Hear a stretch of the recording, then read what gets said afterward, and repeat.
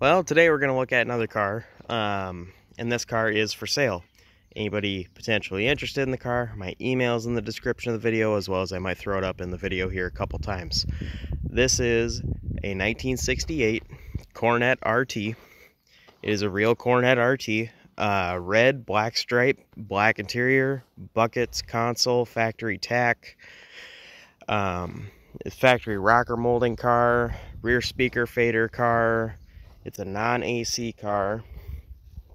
It's there's no doubt about it. It's a rusty car, as you'll see. We have most of the metal to fix it, as well as a decent fender and good bumpers and a bunch of stuff. But this car, it will be missing a couple parts, but it's a good starting point to a really cool car. I think that this was used kind of as a race car at one point in time, based on the fact that they have panels covering where they cut out for fender well headers, which I guess I don't really know why they did that, but it was probably pretty common, 30 years ago or so. Does have fender tag, title, and a VIN number that all match. You can see right there, WS23. It is a real RT. And manual brakes, 2-speed wiper, nothing too fancy going on there. It is a remote mirror car and 8 3/4 car, 323 gear car. Somebody put a 4-speed in it at some point, but it was a buckets console automatic car. And here are the bucket seats. They're just good rebuildable cores. Back seat is the same way. The one seat track has a little rust and it'll need to be replaced, but the other one is fine. So there's that. There's that factory 8000 tack. Radio's even still in it. The dash is very nice and complete. It's got the 150 speedo that counts up to 15. I always thought that was kind of cool. I always thought these door badges were kind of cool, where it says Coronet RT and that nice script lettering. And that doesn't... that's fine. But it's a really nice car overall, as far as what it was the day it came off the assembly line. Now here's where it starts to get a little bit of a reality check. The trunk lid is junk. The trunk pan doesn't really exist, and it'll need inner and outer wheelhouses, rear frame rails, full quarters. It'll need a tail panel. I don't have a tail panel for it, the actual metal lower tail panel there. Rear frame rails there, as you can see, they're toast. But I've got all that stuff sitting right there. Well, that was dramatic. And I do have a replacement corner piece for this as well. It was in there. And it's just a good starting point. The front frame rails do need work. I would probably patch them, but everybody's gonna do something a little different. That could be repaired, or replace it, whatever somebody wants to do. Here you can see somebody's 4-speed pivot is actually still there in place. But yeah, it's a really decent car as far as like the roof, the cowl, the firewall, the everything there is all good. And it's a good base to build off of. But it needs floor, it needs trunk, it needs rear step wells, it needs rear frame rails, it needs quarters, it needs the trunk lid. I have a decent replacement. It might even, yeah, there, it needs rocker patch right there. It needs work on the fenders. It needs inner fenders replaced. So it needs work, but that's just typical. So it's a little worse than some, but it's a lot better than others. So let's just kind of cut to the chase here. I'm going to be listing it for 16 grand with the parts.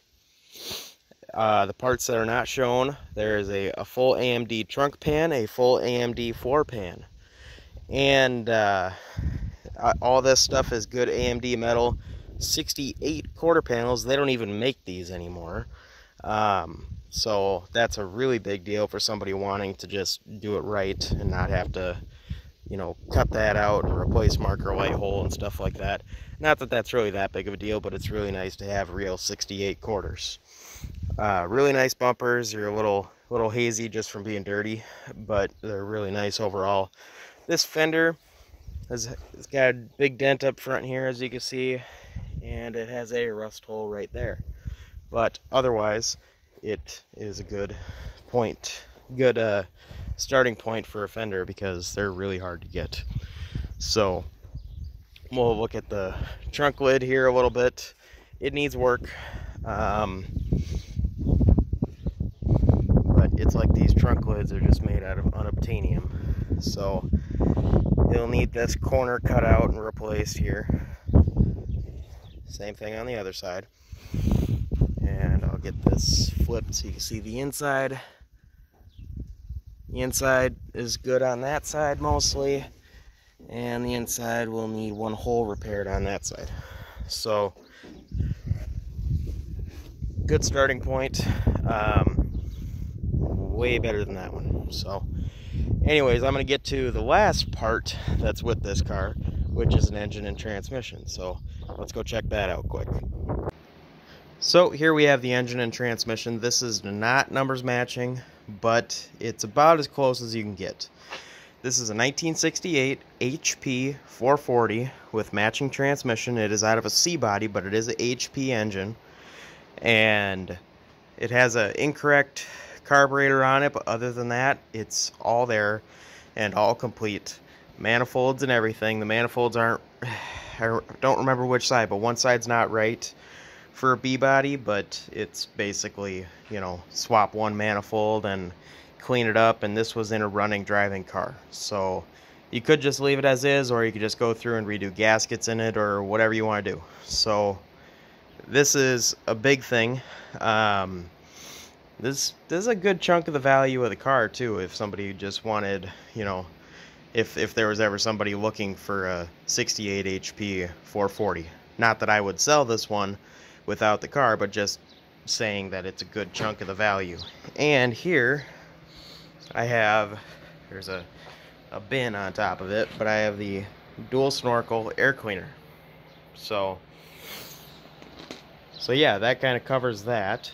So let's go take one more quick look at the car and wrap it up. So one more quick look at the car. Needs quarters, needs a bunch of stuff, but here it is.